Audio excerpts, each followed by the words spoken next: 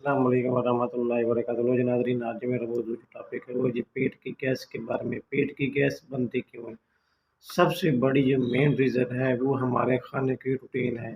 اور غلط کھانوں کا استعمال کرنا، غلط انتخاب کرنا، اور چٹپٹی چیزوں کا زیادہ استعمال کرنا، مسالے دار چیزیں زیادہ استعمال کرنا، جس کی وجہ سے نہ صرف ہمارے پیٹ کے اندر گیس بنتی ہے بلکہ اس گیس کی وجہ سے جناب علی ہمارا پیٹ بھی پھولنا شروع ہو جاتا ہے، ہمیں چکر بھی جاتے ہیں، ہمارے دل کی دھڑکن ہے وہ بھی تیز ہو جاتی ہے، کبھی بلڈ پریشر اپ ہو جاتا ہے، کبھی ڈاؤن ہو جاتا ہے، ہمارے معدے کی گیس کی وجہ سے، تیزابیت کی وجہ سے ہمارے منہ سے بدبو بھی آنا شروع ہو جاتی ہے۔ اکثر زیادہ جناب ان کے جو مسوڑے ہیں، جو دانتوں کے مسوڑے ہیں، وہ بھی پھولنا شروع ہو جاتا ہے، ان کے مسوڑوں سے جناب گندا خون وغیرہ نکلنا شروع ہوتا ہے۔ اگر بر وقت اس کا علاج نہ کیا جائے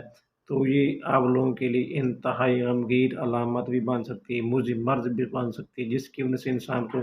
ایچ پی پلوری میں پازیٹو ہو سکتی ہے، آپ لوگوں کو جناب جگر کا پرابلم بھی بن سکتا ہے، اور اس کے ساتھ ہیپاٹائٹس بی اور بہت ساری بیماریوں کا مسائل، اور خاص طور پر قبض وغیرہ بھی آپ لوگوں کو ہو سکتی ہے۔ اس کے ساتھ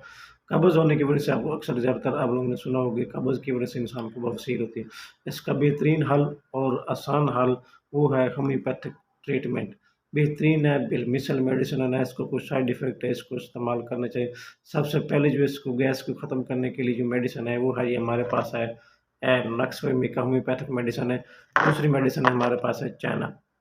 یہ چائنا دو میڈیسن ایسی ہیں، اس کو استعمال کرنے سے، صرف چند قطروں کا استعمال کرنے سے انشاءاللہ نہ صرف آپ کی پیٹ کی گیس ختم ہوئی بلکہ آپ کی قبض ہے، انتوں کو پرابلم ہے، گیس ہے، چکر ہے، تیزابیت ہے،